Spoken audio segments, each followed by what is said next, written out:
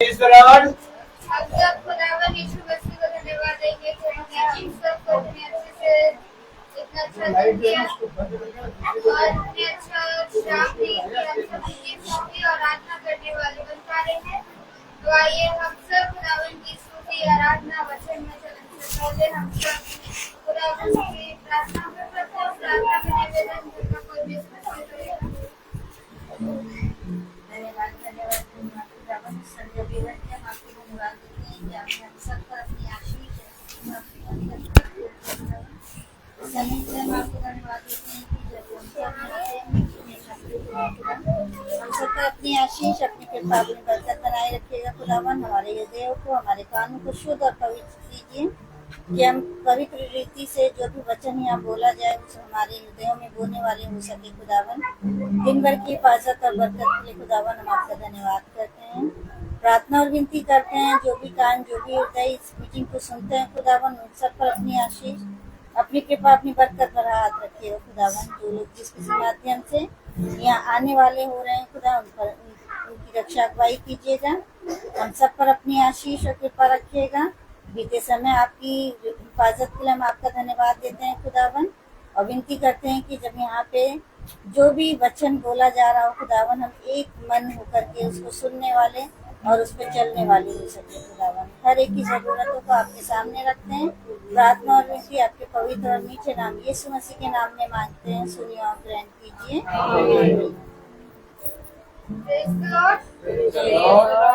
आइए हम सब खुदावन की आराधना शुरू करते हैं।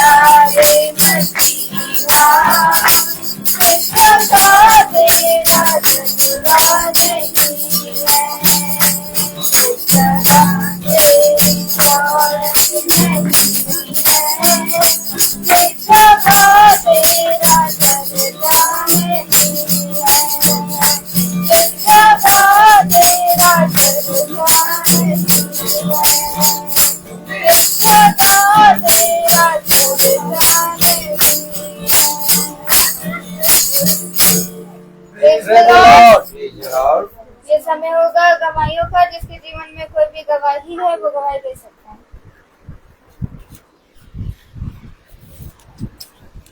सभी को प्रेज़ द लॉर्ड। हम खुदा को धन्यवाद देंगे कि बहुत अच्छे से खुदा हमें अपने भवन माने अपने घर तक जहाँ पर प्रार्थना सभा आज रखी गई है वहाँ तक हमें अच्छे से लेके आया। मुझे पूरे परिवार को अच्छे से लेके आने वाला खुदा है, इसलिए हम खुदा को धन्यवाद देंगे। और बीच में मैंने गलती कर दी थी, मैंने गाड़ी का कट मार दिया। एक रिक्शा वाला आ रहा था तो मैंने मस्ती में चला रहा था और मैंने कट मार दिया फटाक से, और वो चिल्ला रहा था पीछे से ओए ओए करके। तो मैंने कहा खुदा आप क्षमा करें, मैंने जो गाड़ी चलाई है उसके लिए। और माला मेरे पीछे बैठी थी, बहुत चिल्ला रही थी मुझे आज ये क्या चला रहे हो गाड़ी। तो मैंने कहा नहीं आज मजे में आज गाड़ी चला रहे हैं, मेरी बारिश ना हो जाए, भीग ना जाए, इसलिए पहुंच जाएंगे ठीक टाइम पे। खुदा को धन्यवाद देंगे कि खुदा हमें अच्छे से यहाँ पे लाने वाला बना। Praise the Lord. Praise the Lord.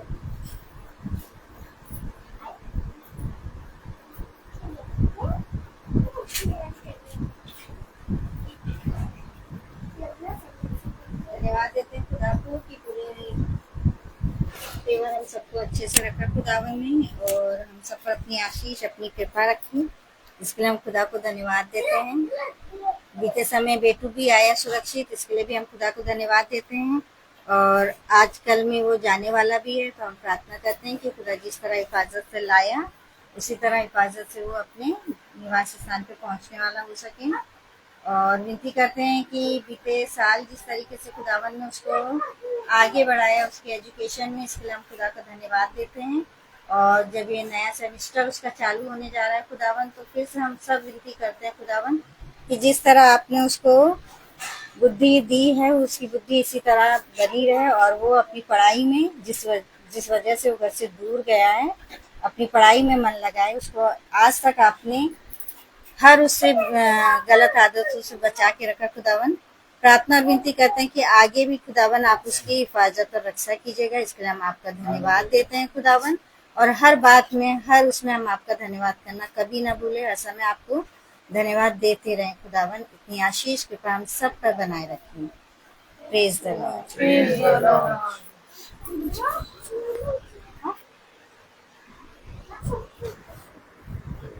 Praise the Lord. Praise the Lord. आइए हम सब खुदावन के वचन की ओर चलते हैं जो खुदावन के दास हम सब के लिए लेकर आए हैं।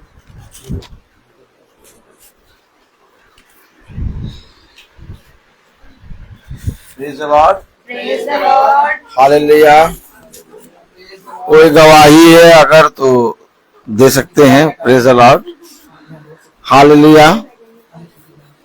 गवाही गवाही गवाही। Praise the Lord. Praise the Lord. खुदा का धन्यवाद देते हैं कि हम आज मीटिंग में आने वाले हो पाए। और बीते कुछ समय में मेरी बहुत ज्यादा तबीयत खराब चल रही थी, लेकिन सच में खुदा ने संभाला और ठीक किया। इसके लिए भी मैं खुदा का धन्यवाद देती हूँ। और सच में आज भी बाहर एकदम बिल्कुल काले बादल हो रहे हैं और बहुत तेज बारिश उठी हुई है एकदम, लेकिन तब भी रास्ते में मैं प्रार्थना करते हुए आई कि खुदा जब तक पहुंच ना जाए जब तक बारिश को रोके रहिएगा। और सच में जब हम यहाँ आ गए अब वो बारिश शुरू हुई है बाहर, तो मैं खुदा का धन्यवाद देती हूँ। हर एक बातों के लिए सिर्फ और सिर्फ खुदा का धन्यवाद देती हूँ। सभी को praise the Lord. Thank you, God bless you. Praise the Lord. इतनी उत्तम बात कि पूरा घर एक है और सब जो भाई बहन आके उपस्थित हो गए हैं और आज हम सब इकट्ठा हुए हैं। और जैसा कि आज मंगल है, लेकिन आज मंगल वाली प्रार्थना नहीं है, मंगल वाली प्रार्थना कल होगी। Praise the Lord. कल हमारी बड़ी भाभी का और हमारे हम सब का दास का जन्मदिन है। ताली।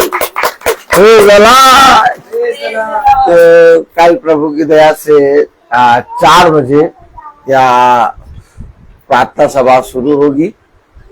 आप सब बहुत आयत से प्रभु के वचन में आए और हम सब प्रभु के वचन में बहुत आनंदित हों।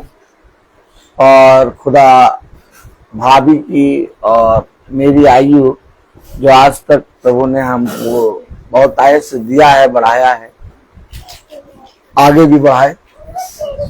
और जैसा हमने सीखा है वचन से कि जन्म का दिन हर एक उस शख्स का होता है जो जीवन की बातों से सीखता है आमीन आमीन आमीन। और उस जीवन के वृक्ष से खाता है। क्योंकि जब तुम जीवन के वृक्ष से खाते हो तो तुम्हारा जीवन बढ़ता है। और इस बात को किसी मनुष्य ने ना सोचने और ना समझने की कोशिश करी, क्योंकि मनुष्य ने सोचा और समझा कि जीवन ये है कि मैं अधिक से अधिक अपने जीवन में बढ़ूं और कामों करूं और धन और बहुत सी संसार की चीजों को कमाऊं, ये जीवन है। लेकिन जीवन ये नहीं है। अगर आप एक मसीही से मिलेंगे तो वो अपने आप को प्रतिदिन एक नए जन्म में पाता है, और जिसके अंदर एक नया जन्म नहीं है वो मरा हुआ है। इसलिए पिता ने कहा कि अवश्य है कि मैं तुम्हारे जीवन में नई नई बातें उत्पन्न करूंगा और मैं तुम्हें नया दाक मधु पिलाऊंगा और मैं तुम्हें नई सृष्टि बनाऊंगा। फिर पिता ने कहा कि मैं तुम्हारे पुराने हृदय को, पत्थर के हृदय को निकाल के तुम्हें मांस का हृदय दूंगा। फिर उसने कहा कि मैं तुम्हारे ऊपर शुद्ध जल छिड़कूंगा। फिर उसने कहा कि मैं तुम्हारे अंदर से पत्थर का हृदय निकाल के मांस का हृदय दूंगा। और उसने कहा कि तुम नई सृष्टि हो जाओगे। आमीन। और तुमको समझना होगा नया है क्या, नई बात है क्या, क्या है नया, क्या है जन्म। जन्म कल है, कल जन्मदिन मनाएंगे, लेकिन आज भी एक नया जन्म है। क्योंकि जिस दिन हम पिता के वचन को इस रीति से जानेंगे, हम कभी भी उदास नहीं होंगे और कभी भी अपने जीवन में निराश नहीं होंगे। हम कभी भी अपने जीवन में पिता के वचन से कभी भी कुड़कुड़ाएंगे नहीं। हम कभी भी अपने जीवन भर कभी भी संदेह नहीं करेंगे। थोड़ा सा हल्का सा इधर हो जाइए भैया, हल्का सा और इधर हो जाइए। हाँ, आप सचिन भाई और आ जाइए, और आ जाइए। बस, प्रेज द लॉर्ड, हालेलुया। हम लोग सब पिता की आत्मा में एक हैं और यही पिता ने हमें सिखाया है। Praise the Lord, praise the Lord.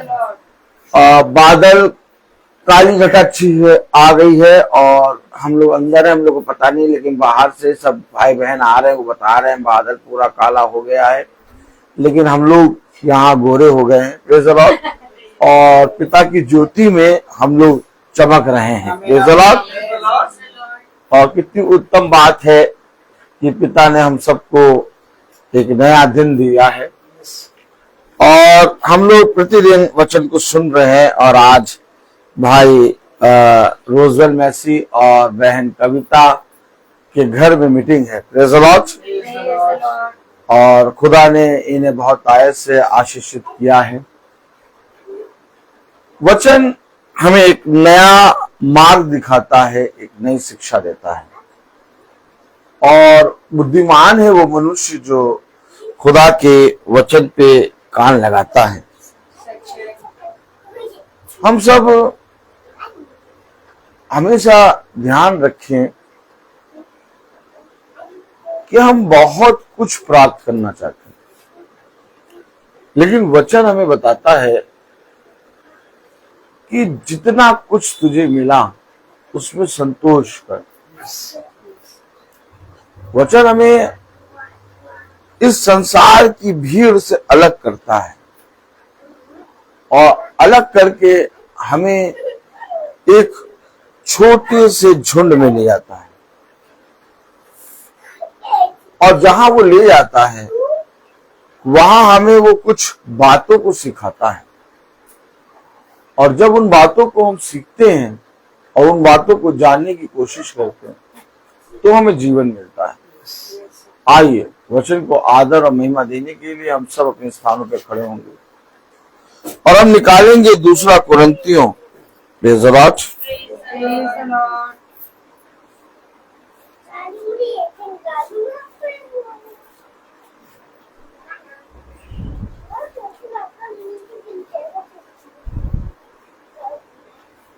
दूसरा कुरिन्थियों उसका 10वां अध्याय।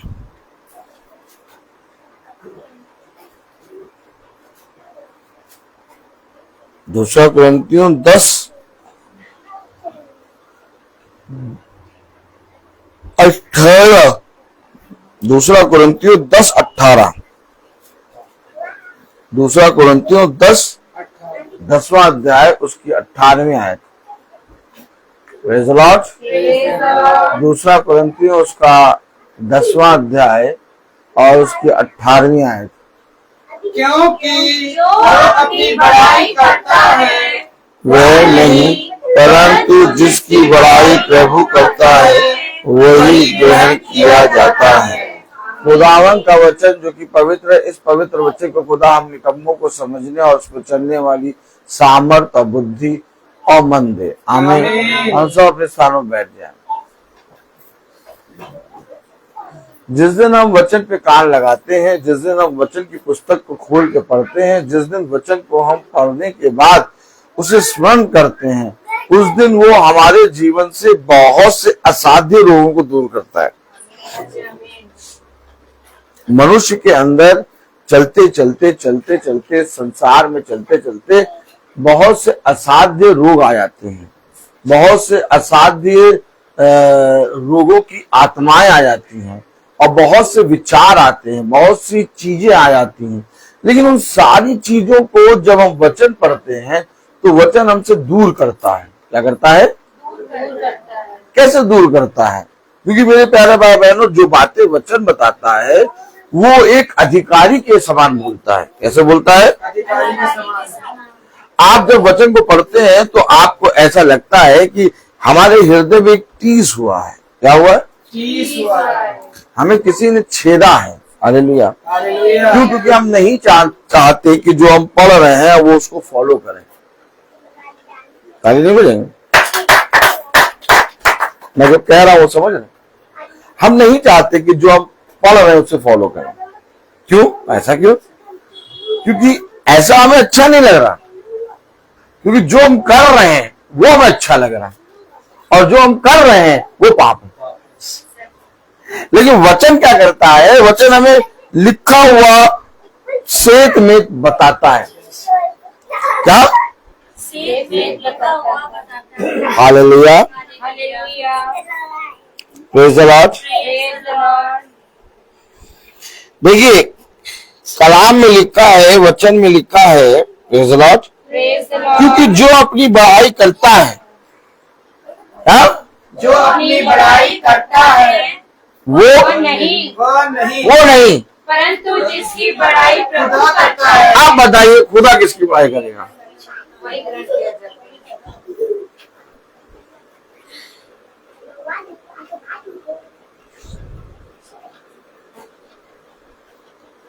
किस लेवल पे लाना चाहता है वो हमें किस कैटेगरी में, हमें किस स्थान पर लाना चाहता है? हमें एक ऐसे स्थान पे लाना चाहता है जहां पर खुदा स्वयं तुम्हारी बड़ाई करे। आमीन। अब इस स्थान पर कैसे आएंगे? आपने सुना होगा कोई राजा पूरा बड़ाई कर रहा है अपने उसाते दास की। आपने सुना होगा कोई प्रिंसिपल बड़ाई कर रहा है अपने टीचर की। आपने सुना होगा कोई पिता बड़ाई कर रहा है अपने पुत्र की। आपने सुना होगा कोई मनुष्य अपने आप की बड़ाई कर रहा है। बहुत सी चीजें इस संसार में हमने देखी है। लेकिन इस लेवल पे हमारा पिता हमें किस लेवल पे देखना चाहता है? हमारा खुदा हमें किस लेवल पे देखना चाहता है? अरे यार, बहुत सोचने पे मजबूर हो जाते हैं आप लोग। हाँ, इतना गुमशुदा केंद्र में ना बैठा करिए। एक आयत पढ़ाऊं मैं आपको।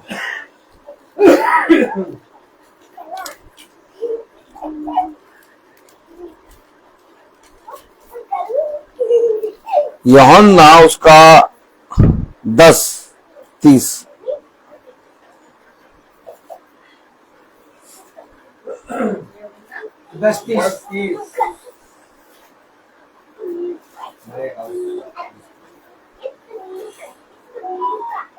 हालेलुया। हालेलुया। लिखा है मैं और पिता एक हैं। अब अगर मैं मानता हूं कि खुदा मेरा पिता है, तो पिता कह रहा कि मैं तेरी बड़ाई करूं। मैं और पिता एक हैं। जैसे यीशु मसीह इस पृथ्वी पर कह रहा है कि मैं और पिता एक हैं, वैसे ही जब यीशु मसीह इस पृथ्वी से उठा तो उसने हमारे लिए पवित्र आत्मा छोड़ा। अब वो पवित्र आत्मा हमें सिखाएगा, अब वो पवित्र आत्मा हमें समझाएगा। क्या सिखाएगा? समझाएगा कि तू और तेरा पिता एक है। आमीन। नहीं समझे? वो हमें अपने स्वरूप, अपनी समानता में हमेशा रखता और रखता रहेगा, इसलिए उसने अपने इकलौते पुत्र को दिया। आमीन। क्यों? जब बनाया तो हम अपने आप से थोड़ा छोटा बना देता। क्यों लिखा कि खुदा ने जब मनुष्य को बनाया तो अपने स्वरूप और अपनी समानता में बनाया। क्यों बनाया? और वो हमेशा, हम पाप में गिर गए, इसके बाद भी वो हमें उसी समानता में देखना चाहता है। और यहां पर जब यीशु मसीह देह में है तो कह रहा मैं और पिता एक है। अब जैसे मैं और पिता एक है, वैसे तुम और मैं एक है। उसने कहा मैं तुम में और तुम मुझ में वास करोगे। आमीन। आमीन। बताइए आप, अब आप बताइए कि क्या हमारे काम ऐसे हैं जिससे पिता हमारी बढ़ाई करे? मीटिंग क्यों कर रहे हैं और मीटिंग रखी क्यों है? वचन को क्यों सुनते हैं? बाइबल को क्यों पढ़ते हैं? प्रभु के गीत क्यों गाते हैं? गवाही क्यों देते हैं? जब आप अपने जीवन में अपने आप को इस योग्य बनाना ही नहीं चाहते, तो आप वचन क्यों पढ़ रहे हैं? वचन किस लिए बताइए? आप सब जने बचपने से वचन पढ़ रहे हैं। क्यों? आप सब जने बचपने से वचन पढ़ रहे हैं, बचपने से वचन को, बाइबल को देख रहे हैं, यीशु मसीह के नाम से प्रार्थना कर रहे हैं। आप मुझे बताइए क्यों बाइबल आप पढ़ रहे हैं? क्यों यीशु मसीह के नाम से प्रार्थना कर रहे हैं? क्यों?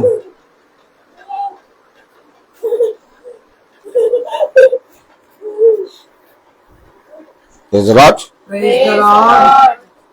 Hallelujah. हालेलुया।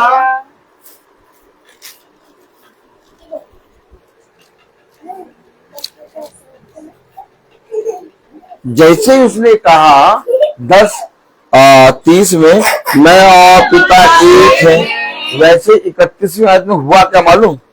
पढ़िए। ने उस पर पथराव करने को फिर पत्थर उठाया। ये लो, पथराव करने लगे। कौन? यहूदी पथराव कर रहे हैं। अरे पथराव क्यों कर रहे हो? क्योंकि उसने अपने आप को और अपने खुदा को एक कहा। क्या बुरा कह दिया? क्या बुरा कह दिया? आप बाइबल क्यों पढ़ रहे हो? आप बाइबल को अपने जीवन में कहीं पर भी अशुद्ध जगह या गलत जगह क्यों नहीं रखते? आप गाड़ी में बैठते हैं, गाड़ी में बैग लगा रहता है? उस बैग में जो बगल में रखा है, जिसपे आप लात रख के बैठते हैं, उस बैग में आप बाइबल क्यों नहीं रखते? मुझे बताइए। आप लोग बाइबल को अपने जीवन में अपने आप को बाइबल के लिए हमेशा समर्पित करते हैं और बाइबल को कहीं गलत जगह नहीं रखते, अपने हाथ में लिए रहते हैं। क्यों? बस अगर हम और आप ये सोचेंगे ये पवित्र है इसीलिए हम इसको ऐसे लिए रहते हैं। मैं आपको बताना चाहता हूं कि इस संसार में जितने धर्म ग्रंथ हैं लोगों ने सारे धर्म ग्रंथों को पवित्र ठहरा के अच्छी अच्छी जगह पर रख दिया, लेकिन इस धर्म ग्रंथ ने एक रिश्ता कायम किया। इस धर्म ग्रंथ ने कहा मुझे पवित्र ठहरा के ऊंचे पे ना रखो, मैं ऊंचे पे एक श्रापित मौत इसलिए मरा ताकि तुम्हारे अंदर आने पाऊं। भाई ऊंचे पे तो सिंहासन लगा के राजा बैठता है, लेकिन यीशु मसीह को सबसे ऊंचे स्थान पर क्रूसित क्यों किया गया, एक श्रापित मौत क्यों दिया गया? अरे उसको तो सिंहासन लगा के बैठना चाहिए था। उसने अपने आप को मेरे लिए दिया है। अगर वो अपने आप को पवित्र ठहरा के रखता तो वो उसको स्वर्ग से पृथ्वी पर आने की जरूरत ही नहीं थी। क्या कोई कमी थी क्या? कुछ ताली बजाएंगे क्या? है क्यों बहन? स्वर्ग पे क्या उसको अपना उस आदर नहीं मिल रहा था क्या? क्या स्वर्ग पर जब वो था तो वो पवित्र नहीं था क्या? तो वो आके सबसे श्रापित मौत क्यों लटकाया गया? अगर हम इसको पवित्र समझ के, आज भी अगर हम इसको पवित्र समझ के ऊंचे पे टांगते रहे, ऊंचे पे रखते रहे, तो हमारे लिए बाइबल से रिश्ता खत्म। बाइबल ने हमसे एक रिश्ता कायम किया है।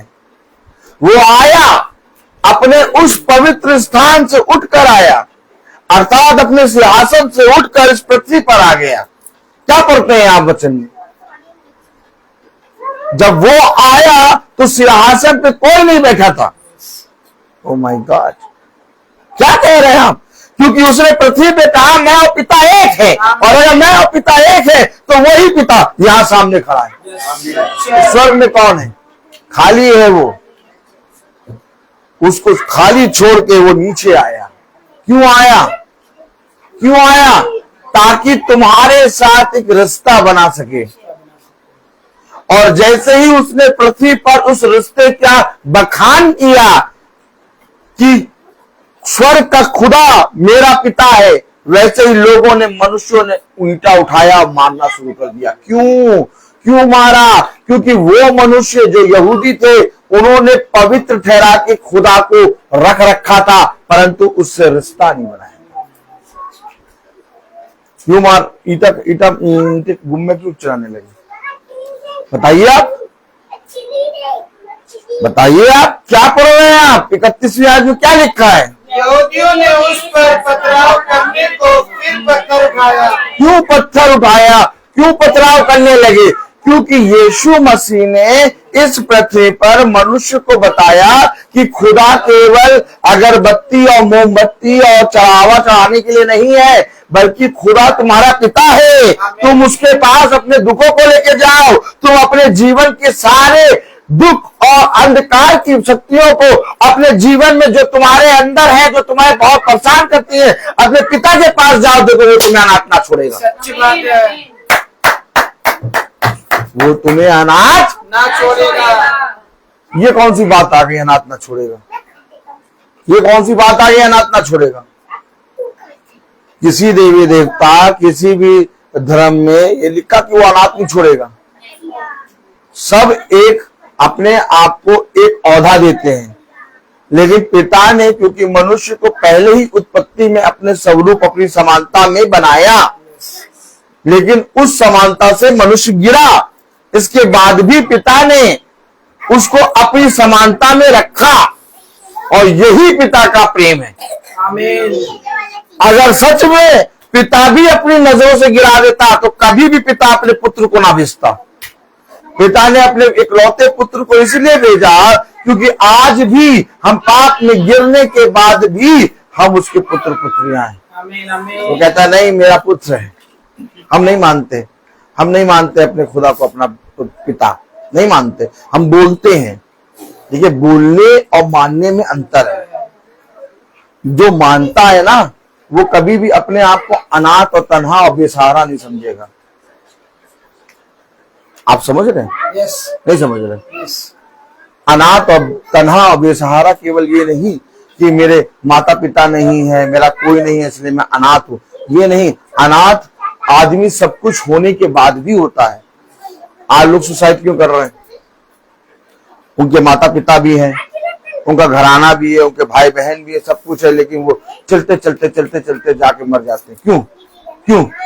क्योंकि उनके अंदर एक अनाथ बना है। हम अनाथ किसे कहते हैं? जिसका कोई नहीं होता, जिसका ना माँ बाप हो, ना उसके रिश्तेदार हो, उसे अनाथ कहते हैं। लेकिन हकीकत में आज आदमी सब कुछ के होते हुए भी अपने आप को तन्हा समझता है। क्यों? क्योंकि उसके अंदर शांति नहीं है। क्यों? क्योंकि उसके अंदर अधर्म के काम बहुत ज्यादा बढ़ गए हैं। और जिस दिन आपके अंदर अधर्म के काम बढ़ जाते हैं और आपके अंदर संसार की अशांति आ जाती है, उस समय मैं आपको सच कहूं, जो शरीर के लोगों से अनाथ होता है, उससे भी बड़ा अनाथपना उसके अंदर आ जाता है। आपको मालूम है, एक व्यक्ति तो अनाथ तब होता है जब उसके माता पिता, उसके रिश्तेदार में कोई भी जीवित ना हो, तब वो अनाथ होता है। लेकिन एक व्यक्ति इस संसार के अधर्म और इस संसार के पाप में फंस के अनाथ होता है, और उसका सब कुछ होते हुए भी वो उस अनाथ से भी बड़ा अनाथ होता है, क्योंकि वो अपने जीवन को जीना नहीं चाहता, मारना चाहता है। एक अनाथ तो तब भी जी लेता है, लेकिन एक वो अनाथ जिसे संसार अनाथ करता है, जिसे संसार के पाप अनाथ करते हैं, जिसे संसार का अधर्म अनाथ करता है, जिसे संसार का अंधकार अनाथ करता है, वो फिर जीना नहीं चाहता। आपने देखा होगा, बहुत से लोग सड़क के किनारे पड़े रहते हैं। आप क्या सोचते हैं कि सड़क के किनारे पड़े, उनका घर नहीं है? घर है। आप क्या सोचते हैं उनके रिश्तेदार नहीं है? रिश्तेदार है। आप क्या सोचते हैं उनके भाई बहन नहीं है? और वो लाख बार उनको मना के लाना चाहते हैं, लेकिन वह उस अनाथपने में पड़े हुए हैं, पड़े हुए हैं। क्यों? क्यों पड़े हुए हैं? क्योंकि मेरे प्यारे भाई बहनों, उन्होंने अपने खुदा से कोई रिश्ता कायम नहीं किया। आज भी घरों में आप देखते हैं कि माता पिता, बच्चे और सब कुछ है, लेकिन वे आपस में एक दूसरे से अलग हैं। अब आप मुझे बताइए कि आप और हम किस खुदा की वर्शिप कर रहे हैं? क्यों उन्होंने ईंटे पत्थर उठा लिए मानने को? क्यों? क्योंकि वो पवित्र पवित्र कहते थे पिता को, और पिता से कभी भी रिश्ता नहीं रखते थे, कभी नहीं रखते थे। लेकिन ये जो आया, इसने कहा मैं और पिता एक है। क्या आज आप अपने पिता को एक नहीं कहते? क्या आज आप पृथ्वी पर नहीं कहते कि मैं और पिता एक है? क्या आप उस खुदा को पिता कह के प्रार्थना नहीं करते? क्या आज आप अपने उस खुदा को अब्बा कह के प्रार्थना नहीं करते? क्या आज आप उस खुदा को मेरा पिता कह के प्रार्थना नहीं करते? करते हैं। क्यों करते हैं? यही अधिकार यीशु मसीह ने हमें दिया। यह अधिकार नहीं था, यह अधिकार हमारे और आपके पास नहीं था। यहूदियों ने तो उसे मानना चाहा। क्यों मानना चाहा? क्योंकि उसने उस पवित्रता को जो यहूदियों की नजर में थी, उसे एक नाम दिया, एक रिश्ता दिया। मैं बाइबल क्यों पढ़ता हूं? क्योंकि ये पवित्र है, इसलिए। बाइबल में इसलिए पढ़ता हूं क्योंकि ये मेरे पिता की आज्ञा है।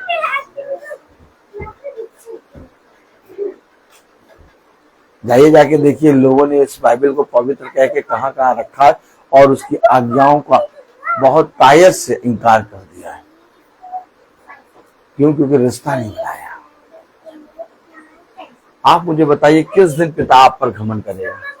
क्या पढ़ा अभी आपने अभी क्या पढ़ा? 2 कुरिन्थियों उसका 10वां अध्याय उसका 18।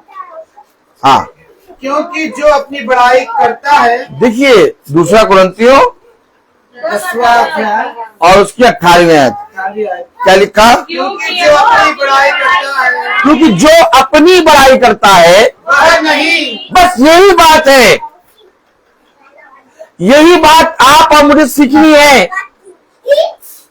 उसने मुझे और आपको बाइबल पढ़ने के लिए, मुझे और आपको भवन में आने के लिए, मुझे और आपको उपवास रखने के लिए, मुझे और आपको वचन की संगति करने के लिए, मुझे और आपको इकट्ठा होने के लिए क्यों कहा? ताकि तुम्हारा पिता जो स्वर्ग में तुम्हें देख रहा है, वो तुम्हारी बड़ाई करे। आमीन आमीन। अब बताइए, जब तक मैं और पिता एक नहीं होंगे, वो मेरी बड़ाई कैसे करेगा? है? बताइए बताइए क्या लिखा कलाम में? ये अपनी बड़ाई करता है। अरे सही से पढ़िए। अपनी बड़ाई करता है क्योंकि जो अपनी बड़ाई करता है वो नहीं, यानी तुम्हारा सब कुछ व्यर्थ है। कह रहा नहीं,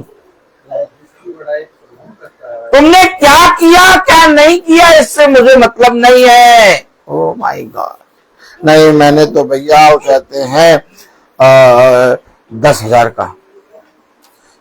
का गरीबों को खाना खिला दिया। चलिए बताओ, कह रहा मुझे क्या मतलब? नहीं भैया वो चाहते हैं, मैंने तो भैया कहे और चाहते हैं बहुत सी मेडिकल स्टोर से दवाइयां खरीदी और क्या किया, बीमारों को जाके बांट दिया। खुदा कह रहा मुझे क्या मतलब?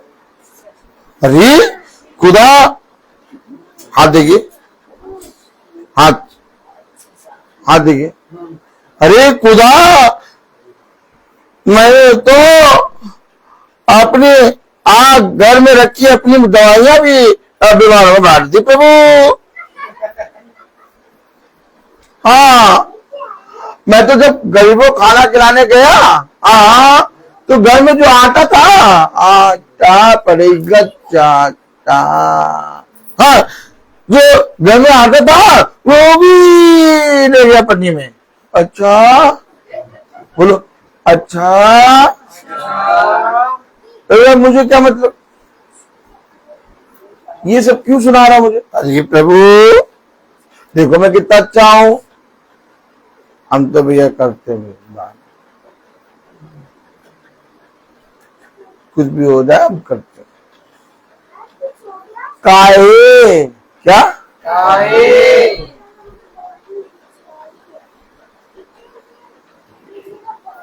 भैया प्रभु का वचन कभी पढ़ा? कभी प्रभु का वचन पढ़ा? क्या लिखा है उसमें? कह रहा 2 कुरिन्थियों उसका 10वां अध्याय उसकी 18वीं आयत, क्या कह रहा? क्योंकि जो अपनी बड़ाई करता है, जो अपनी बड़ाई करता है वो नहीं, दान किस लिए करता है? देता आदमी, किसी को ना बताइए आप, लेकिन कहीं ना कहीं आपके अंदर एक चल रहा है, मैंने दिया।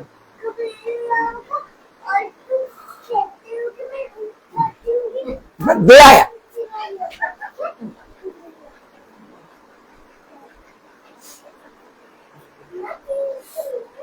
क्या देखिए तक और धीरे से जो कभी कुछ नहीं था।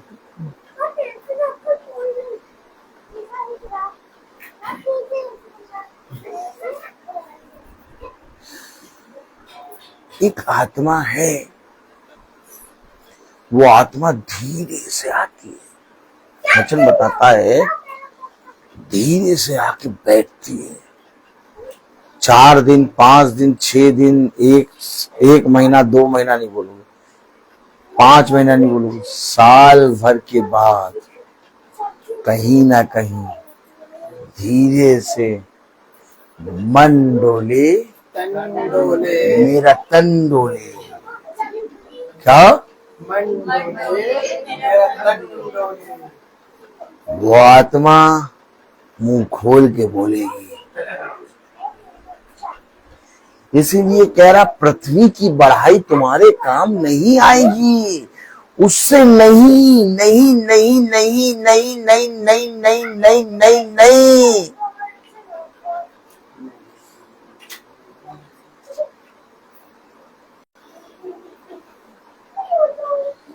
उससे नहीं।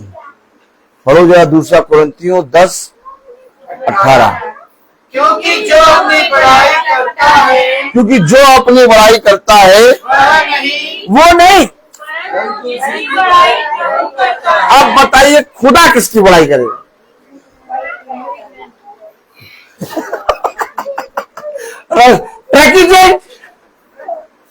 ट्रैक चेंज कर दिया भैया। हम ट्रैक पे चल रहे थे, हम जिस ट्रैक पे चल रहे थे हम सोच रहे थे यही ट्रैक जाएगा। प्रभु ने कहा सब छोड़ो, ट्रैक चेंज। ट्रैक क्या? मैं किसकी पढ़ाई करूं? वही अरे प्रभु, अब बताओ प्रभु किसकी पढ़ाई करेगा?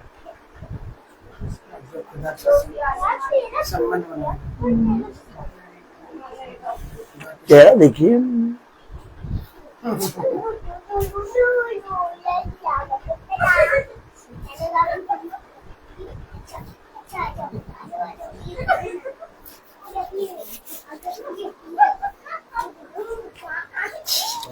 बड़ी मजा आती है। क्या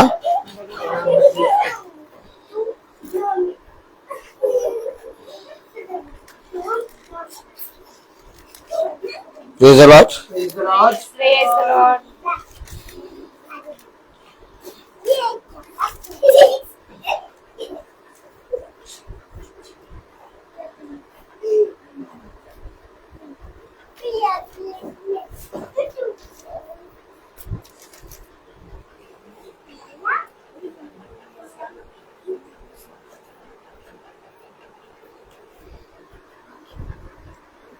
देखिए, बहुत भयानक वचन है। Yes. आप में से कोई एक मुझे बताए, वचन से लोग भागते क्यों?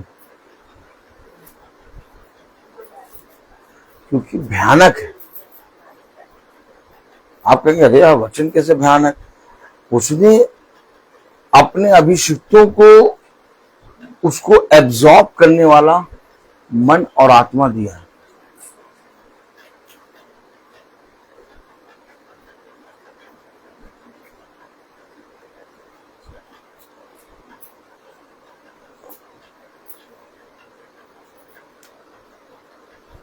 शैतान को देखकर और शैतान की सेना यानी पूरी ढेर सारी आत्माएं, 3000 के ऊपर आत्माएं भी अगर आपके अंदर घुसे तो आप मरेंगे नहीं। अली बजाओ, अब थोड़ी देर रुक जाओ। लेकिन पवित्र आत्मा का राई के दाने के बराबर आप बजाओ ताली बेटा। राई के दाने के बराबर भी अंश आ गया ना तो गड़गड़ गड़गड़ गड़गड़ गड़गड़ गड़गड़ करने लगोगे। अभी केवल स्पर्श ही आया था कि तुम्हारे होठ कांपने लगे।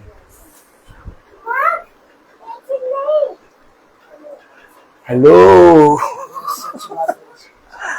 अभी तक जाना ही लोगों ने खुदा कितना सामर्थ्य है। पहला राजा हूं।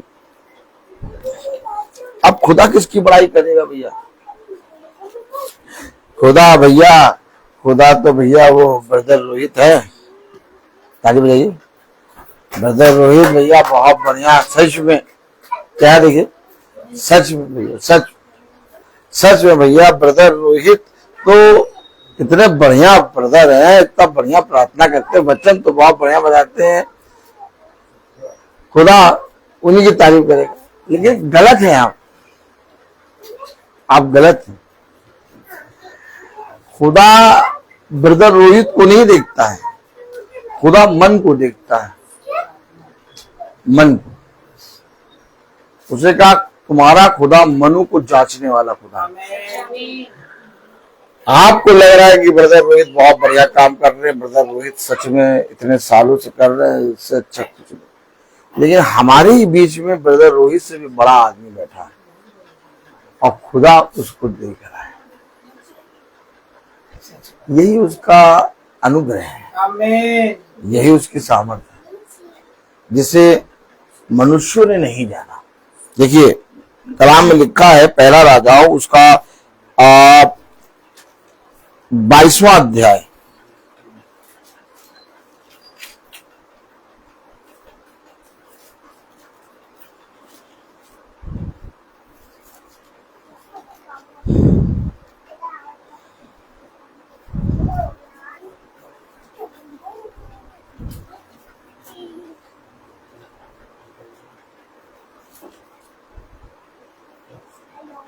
तेरहवीं आयत पढ़े।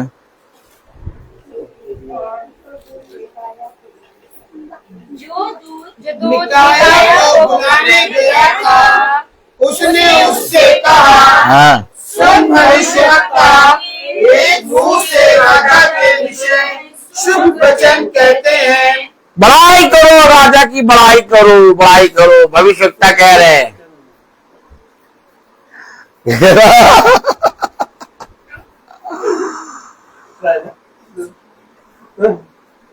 यही तो बात है।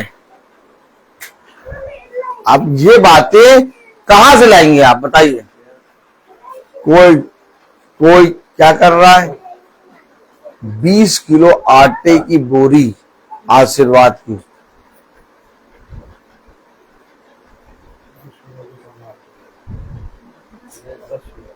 दो खरीद ली, दो रखे। क्या करेंगे माला मैम, क्या करेंगे? गरीबों को दान।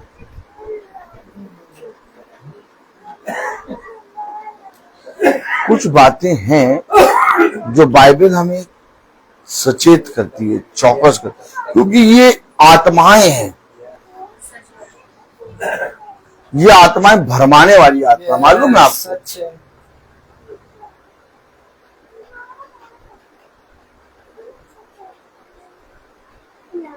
भरमाने वाली आत्माएं।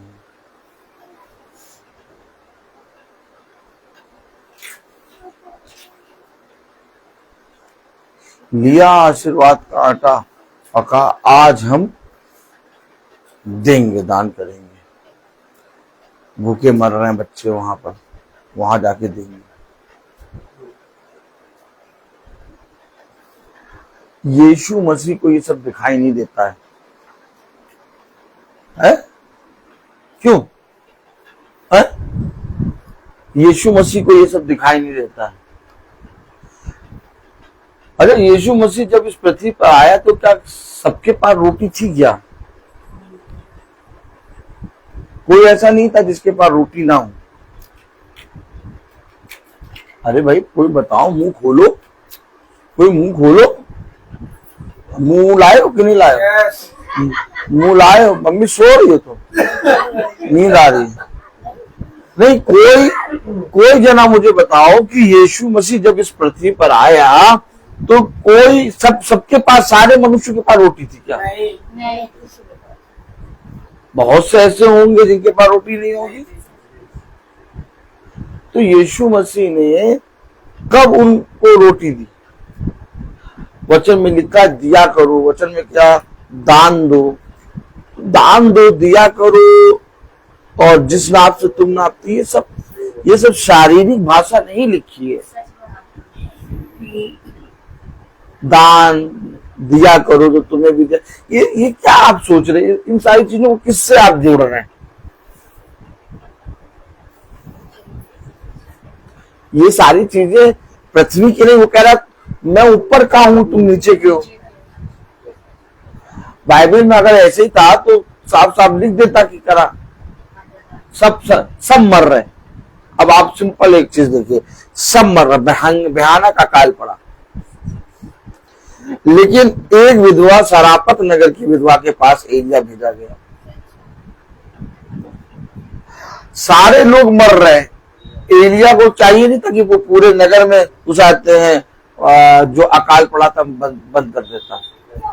केवल सरापत नगर की विधवा के पास ही क्यों भेजा गया और उसी के घराने ने केवल ही क्यों खाया? मुझे इसका उत्तर दो। बताओ इसका उत्तर दो। वचन बता रहा भयानक अकाल पड़ा है और वो विधवा बखान कर रही कि मेरे पास थोड़ा सा कुप्पी में तेल है और थोड़ा सा मैदा है और इसको बना के हम लोग खाएंगे, लकड़ी लेने जा रहे हैं, मर जाएंगे। इसके बाद कुछ है ही नहीं। तो यहाँ वहां पर खाने के लिए कुछ नहीं था।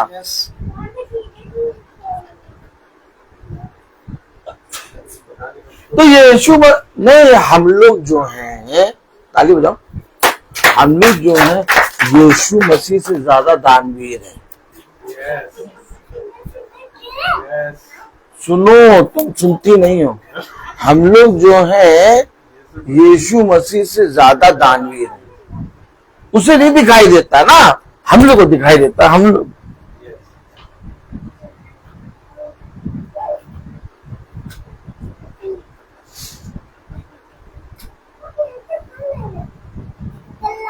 भैया बताओ, आप बताओ,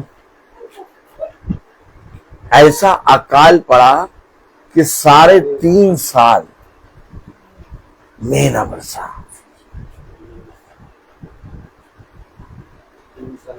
कौवे को केवल आज्ञा दी कि मेरे दास एलिया को रोटी और मांस का टुकड़ा देना, बाकी सब मर रहे हूं। प्रभु तुम सच में सही नहीं हो। नदी का पानी नहीं, अर्दन नदी, नाले का। नाले आपको मालूम है, आपको मालूम है, रुकिए अब आप सुनिए। अब आपको मालूम है वो जो नाला था,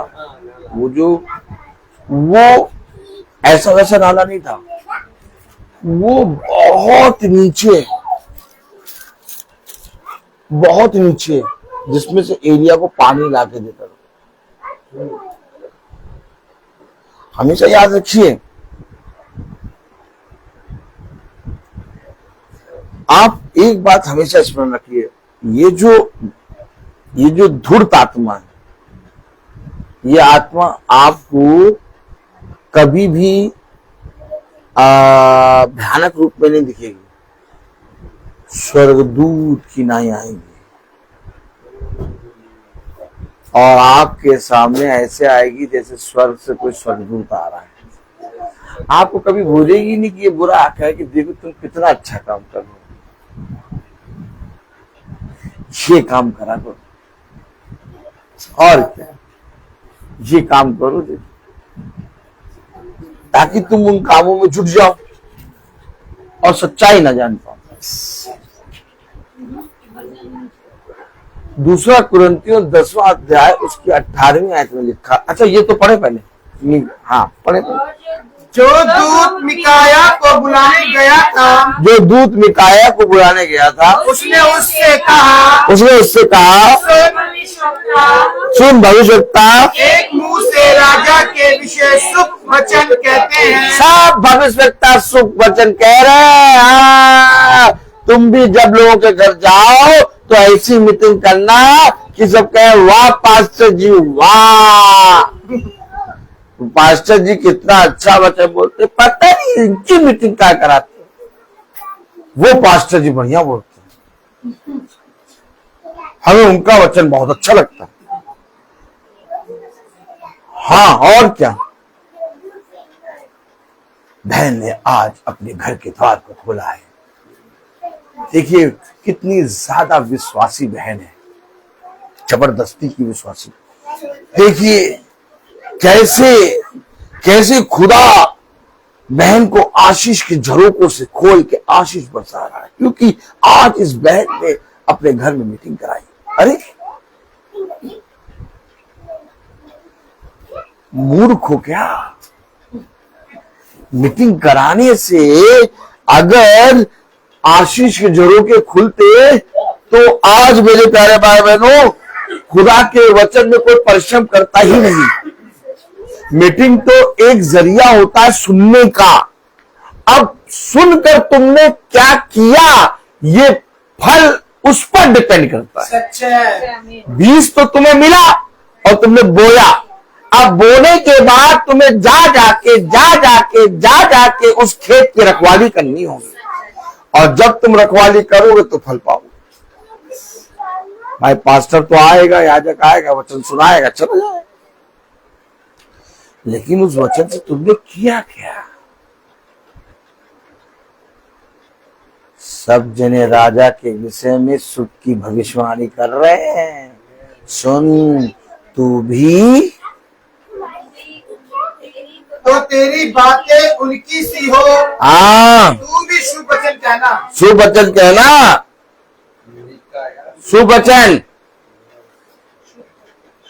शुभ वचन वहां जाके प्रचार, दूसरा प्रचार ना कर देना कहीं। वहां जाके बस कहना देखो प्रभु आपके खत्तों में आशीष दे रहा है, आपके बुझाते सारे कामों को आशीष दे रहा है। आशीष का वचन सुनाओ। अगर आप और पिता एक हैं तो पिता की डांट भी आपके लिए आशीष है। आमीन। कौन पुत्र है जिसे पिता बुरा फल देता है? अगर तुम अपने खुदा को अपना पिता मानते हो तो भैया फिर चुपचाप हो के जो मिला है उसको ग्रहण करो और पिता को धन्यवाद करो। क्या लिखा दूसरा कुरिन्थियों उसका 10वां अध्याय और उसकी 17वीं आयत में क्या लिखा? परंतु जो घमंड करे प्रभु पर घमंड करे, वो प्रभु पे घमंड करे। क्यों? क्योंकि प्रभु ने जो मुझे दिया वो सबसे उत्तम है। आमीन। तब आया 18वीं आयत में लिखा, क्योंकि जो अपनी बड़ाई करता है सब भविष्यवक्ता राजा के सुख की भाषा बोल रहे, तू भी अपने मुंह से ऐसी बात बोलना। वो नहीं, परंतु जिसका, अरे आप बताइए इस बढ़ाई पे जाएंगे आप? चलेंगे कि नहीं? यस। 440 वोल्ट है।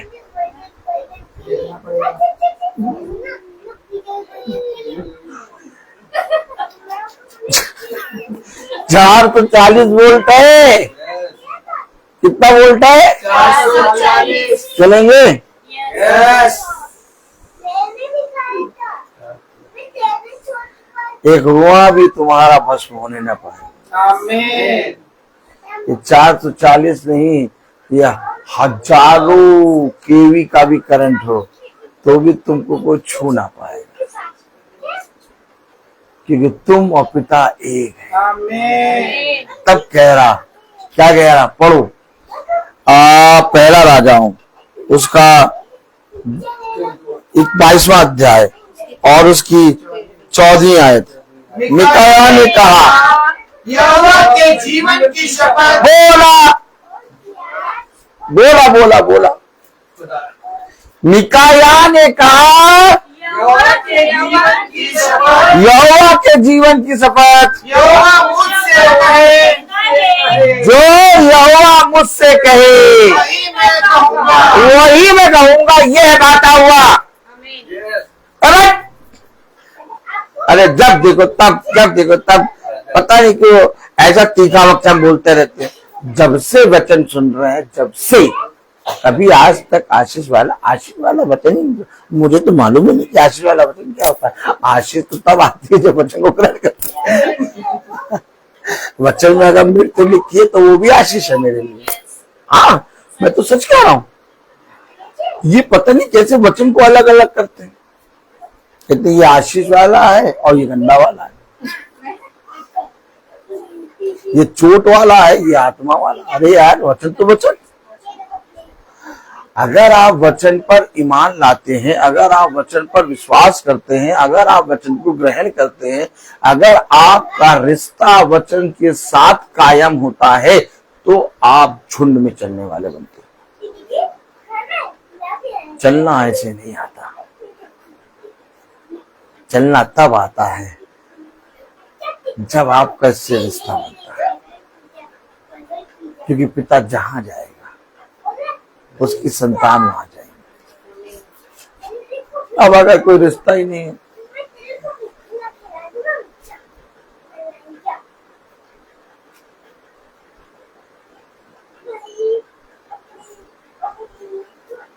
आज काली घटा।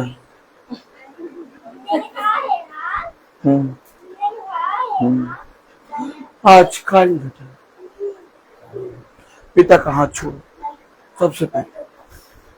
क्या? सबसे पहले पिता का हाथ छोड़ो। आज नहीं जाएंगे, तुम जाओ।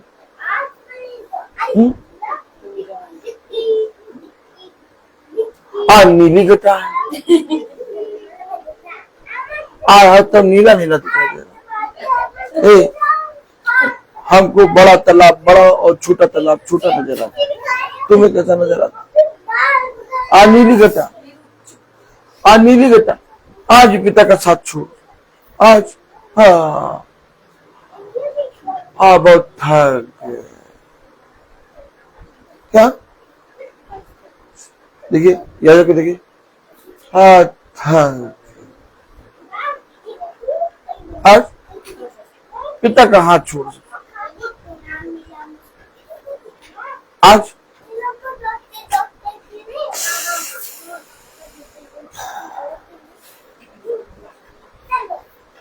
आज देखिए चाय देखिए, कपड़े धोने, कपड़े धोने हैं आज। हाँ, इसमें भी भरे हैं और यहां पर भी है। तो पिता का साथ जैसे छोड़ेंगे कपड़े धुल जाएंगे। ले मशीन खराब कर दी पिता।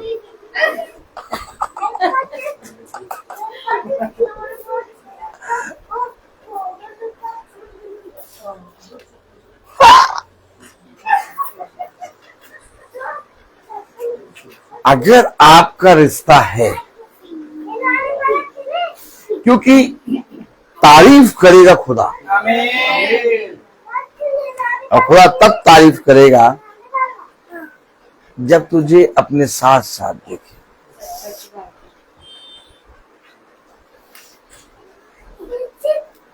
एलिसा, एक काम कर, मैं जाता हूं और तू यहां बैठ जा।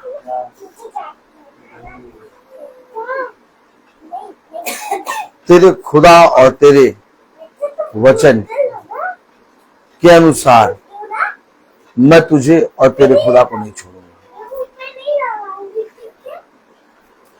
कुछ तो करना है, कुछ तो करना है। हमेशा याद रखिए, हमेशा याद रखिए, आज लोगों के पास सब कुछ है लेकिन जिंदा वचन नहीं। क्या कारण है? क्योंकि उन्होंने उसको पवित्र करके रख दिया। क्या करके रख दिया? उससे रिश्ता बनाया नहीं। तो ये पवित्र करके रखने की आत्मा कहां से आई? वही यहूदियों की ओर से, जिनके उन्होंने पत्थर उठा लिए। अच्छा, यहूदियों के अंदर एक आत्मा थी कि अपने खुदा को पवित्र ठहरा के रख दे, और उससे रिश्ता नहीं बनाए। लेकिन यीशु मसीह ने कहा खुदा और तुम एक हो, तुम जो कहोगे वो तुम्हारे लिए तुम्हारा खुदा करेगा। ओह माय गॉड, एक रिश्ता कायम किया, एक रिश्ता कायम किया। एक आयत पढ़ाऊंगा मैं जरूर पढ़ाऊंगा। Praise the Lord, hallelujah, praise the Lord. अभी हमने पढ़ा था क्या? यूहन्ना 10 है ना?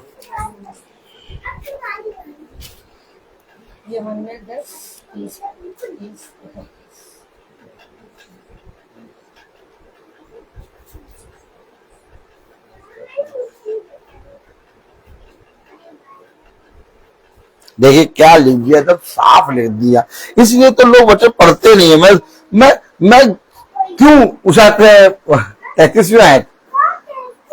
अगर आप सच में वचन पढ़ने लगे ना, यूहन्ना उसका 10 का 33, अगर आप सच में वचन पढ़ने लगे तो आपको मालूम हो जाएगा कि संसार में कितनी कैसे आत्माएं हैं। देखिए, अगर यहूदियों के अंदर, आप बहुत ध्यान से याजक को देखें, अगर यहूदियों के अंदर उस समय वो आत्मा है जिस समय यीशु मसीह पृथ्वी पर है, तो आज भी ईसाइयों के अंदर वो आत्मा है। क्योंकि शरीर चला जाता है लेकिन आत्मा बनी रहती है। अब पढ़िए जाए 33वां आयत क्या कह रहा है? यहूदियों ने उसको उत्तर दिया, ये पत्थर मुझे मारने के लिए क्यों उठाया है? कह रहा भले काम के लिए। यहूदी कह रहे भले काम के लिए तुझ पर पथराव नहीं करते। हाँ, परंतु खुदा की निंदा करने के कारण, परंतु खुदा की निंदा करने के कारण और इसलिए कि तू मनुष्य होकर अपने आप को खुदा बनाता है। क्या काम है? और पिता एक, इस बात के लिए तुझे पत्थर मार रहे हैं। एक रिश्ता तूने कायम कर दिया। अरे खुदा के साथ रिश्ता नहीं है हमारा, खुदा तो पवित्र है, बाइबल तो पवित्र है। और क्या? इसको बंद करो, इसको अलतार पे रखो, गाड़ी में रख लो, तकिए के नीचे घुसेड़ दो, मकान जब बना रहे हो तो उसकी नींव के अंदर डाल दो। बाइबल इसलिए है, पढ़ने में के लिए नहीं। तुम बाइबल पढ़ती हो? पढ़ने के लिए नहीं है। बाइबल को पवित्र करके ठहरा के रख दो। पवित्र तेल देखा होगा, पवित्र पानी देखा होगा, सब रख देते ऊपर।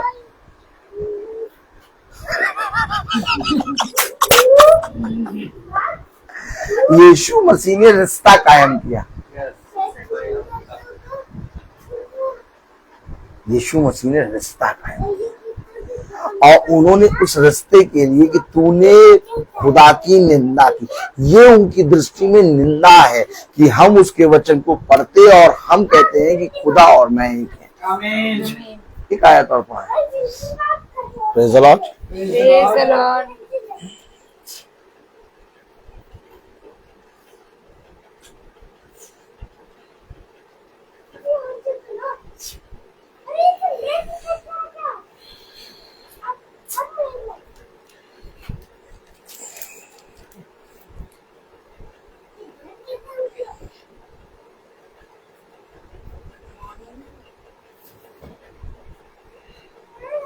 देखो 36 पढ़ो, 36 पढ़ो। तो जिसे पिता ने पवित्र ठहराकर जगत में भेजा है, पिता ने पवित्र ठहरा कर भेजा है। मेरे अभिषिक्तों को न छुओ। खुदा ने अपना आत्मा उन पर रखा है। अब जब पिता ने उन्हें पवित्र ठहराया और वो आकर जब पिता की बातें तुम्हें पिता की बातें सेठ में बताते हैं तो तुम उनकी निंदा करते हो। कलाम में क्या लिखा? तो जिसे पिता ने पवित्र ठहराकर जिसे पिता ने पवित्र ठहराकर जगत में भेजा है, जगत में भेजा है, तुम उससे कहते हो, तुम उससे कहते हो। निंदा करता है। तू निंदा करता है। इसलिए कि मैंने कहा मैं खुदा का पुत्र हूँ। अरे तुम इस बात के लिए कह रहे हो कि मैं निंदा करता हूँ जबकि मेरे पिता ने मुझे पवित्र ठहरा के भेजा है। और अगर मेरे पिता ने मुझे पवित्र ठहरा के भेजा है तो मैं और पिता एक है। इसलिए तो पिता ने कहा जो मेरे लिए द्वार को खोलेगा मैं उसके साथ, वो मेरे साथ भोजन करेगा। अब से तुम दो नहीं बल्कि एक हो।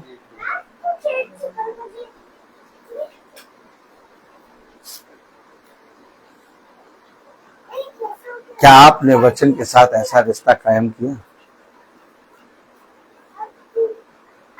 क्या आपने यीशु मसीह के साथ एक ऐसा रिश्ता कायम किया जो अगरबत्ती और कैंडल और माला और इन तमाम किस्म की रीति और रिवाज से अलग है?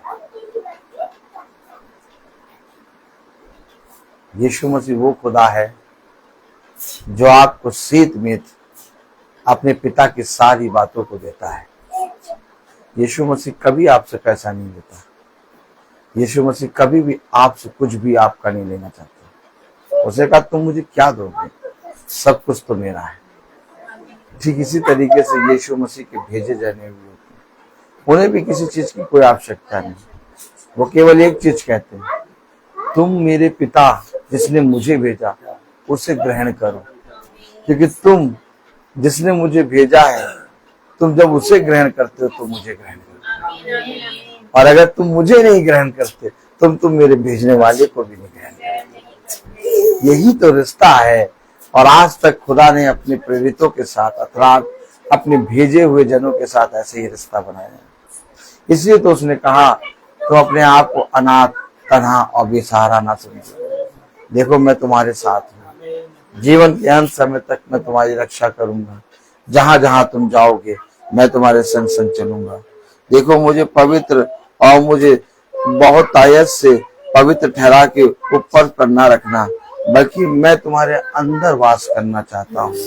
मैं चाहता हूँ कि जैसे तुम इस पृथ्वी पर जीते हो वैसे मैं भी तुम्हारे साथ इस पृथ्वी पर रहूं। क्या उसने ये कहकर गलत किया? क्या जरूरी नहीं है कि हमारा पिता हमें जहां जहां ले जाता है हमें जाना चाहिए? क्या जरूरी नहीं है कि हमें अपने पिता के संग चलना चाहिए? क्या जरूरी नहीं है कि हमें अपने पिता की बाहों में रहना चाहिए? क्या जरूरी नहीं है कि हमें हमेशा अपने पिता के बलवंत दाहिने हाथ के नीचे दीनता पूर्वक बने रहना चाहिए? तो क्या कारण है कि हमारे जीवन से अधर्म के काम प्रकट होने लगते हैं। क्या कारण है कि हम अपने जीवन में बहुत से बातों को देखकर अपने पिता का साथ छोड़ते हैं? क्या कारण है कि हम अपने घर के बनाए हुए ईंटे पत्थरों के घरों में अच्छे से रहते हैं, परंतु खुदा का भवन उजाड़ पड़ा है? देखो, जब मैं तुमसे प्रश्न करने खड़ा हूंगा तो तुम मेरे एक भी प्रश्न का उत्तर ना दे पाओगे। इसलिए इससे पहले कि मैं तुमसे प्रश्न करूं, तुम अपने निकम्मे चाल चलनों को अपने पास से दूर करके मेरे वचन के निकट आ जाओ। क्योंकि देखो, तुम्हारे लिए सबसे उत्तम बात यही है कि तुम सर्वदा अपने पिता के वचन में बने रहो, और ये भी पिता की ओर से एक बहुत बड़ा वरदान है जो बहुत कम लोगों को मिलता है।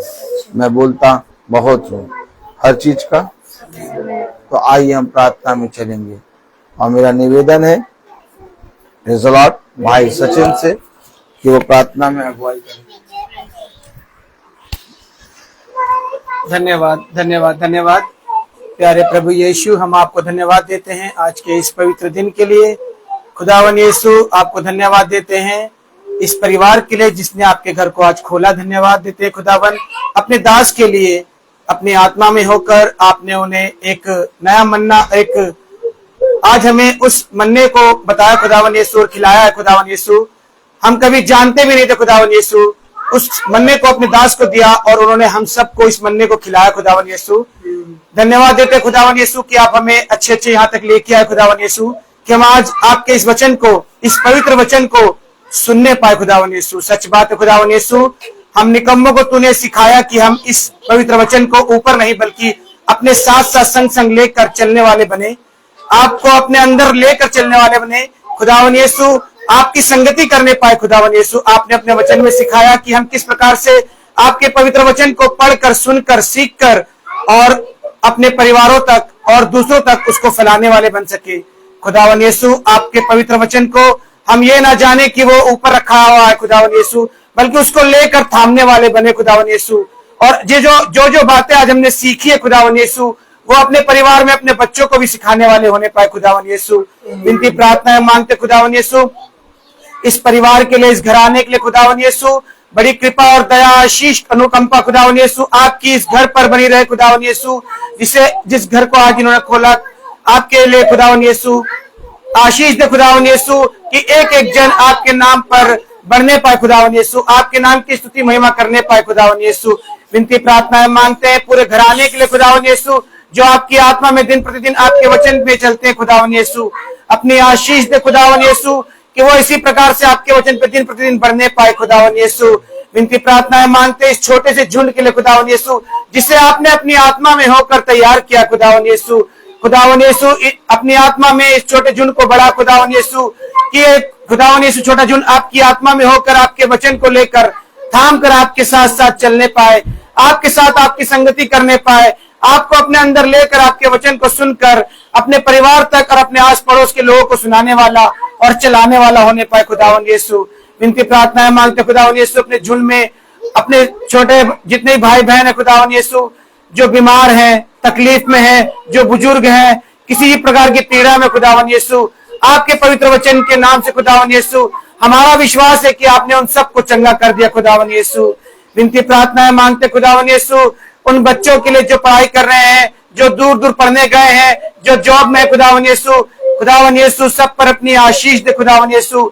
जो बच्चे पढ़ रहे हैं उनको बुद्धि और ज्ञान दे, समझ दे कि वो आपके वचन में बढ़ने पाए और जानने पाए, आपके वचन के नजदीक आने पाए और अपने आपके वचन के साथ साथ अपनी पढ़ाई भी को भी आगे अच्छे से करने पाए खुदावन यीशु। प्रार्थनाएं मांगते जो लोग खुदावन यीशु, जो लोग नौकरी में है खुदावन यीशु, उन पर भी, उनके नौकरी पर, उनके खत्तों पर, सब पर खुदावन यीशु अपनी बड़ी कृपा और आशीष दे खुदावन यीशु। उनके खत्तों को तू खुदावन यीशु और बड़ा खुदावन यीशु। खुदावन यीशु हम सब के घरानों पर खुदावन यीशु जो यहाँ पर आए हैं आपके वचन में खुदावन यीशु, पीठ पीछे हमारे घर की रक्षा रखवाली करना खुदावन यीशु। ये विनती प्रार्थना मांगते हैं प्यारे बेटे यीशु के नाम से, सुन और ग्रहण कर, आमीन। हे हमारे पिता तू जो स्वर्ग में है, तेरा नाम पवित्र माना जाए, तेरा राज्य आए, तेरी इच्छा जैसे स्वर्ग में वैसे पृथ्वी पर भी पूरी हो। हमारा प्रतिदिन का राज्य में दे और हमारे अपराध में क्षमा कर, जैसे हम भी अपने अपराधियों को क्षमा करते हैं, और हमें परीक्षा में न डाल परंतु बुराई से बचा, क्योंकि राज्य बादशाह तुम महिमा जलाल सदा आपकी है। अब हमारे खुदावन यीशु मसीह का फजल, खुदा बाप की मोहब्बत, पाक रूह की रिफाकत और शराकत हमें से हर एक विश्वासी जन के साथ अब से लेकर अनंत काल तक होती रहे। आमीन। धन्यवाद धन्यवाद धन्यवाद, सारे आशीषों के स्रोत धन्यवाद धन्यवाद धन्यवाद धन्यवाद, सारे आशीषों के स्रोत धन्यवाद, सारे आशीष आते ऊपर से। हालेलुया। धन्यवाद धन्यवाद धन्यवाद, सारे आशीषों श्रोते धन्यवाद। Praise the Lord. Praise the Lord, praise the Lord, praise the Lord sister, praise the Lord भाई, praise the Lord sister, praise the Lord sister, praise the Lord, praise the Lord sister, praise the Lord brother, praise the Lord पापा, praise the Lord। सभी भाई बहनों को सूचित किया जाता है कि कल की प्रार्थना हमारे घर में नीचे होगी और शाम को 4 बजे होगी, और जहां तक आवाज जा रही है सब जने आने के लिए पूरी रीति से तैयार रहे। और 4 बजे प्रार्थना होगी, उसके बाद आत्मिक भोज के साथ शारीरिक भोज भी होगा, और सब भाई बहनों को बहुत आयत से प्रभु आशीष दे, और कोई भी कुछ भी लेके नहीं आएगा। Praise the Lord.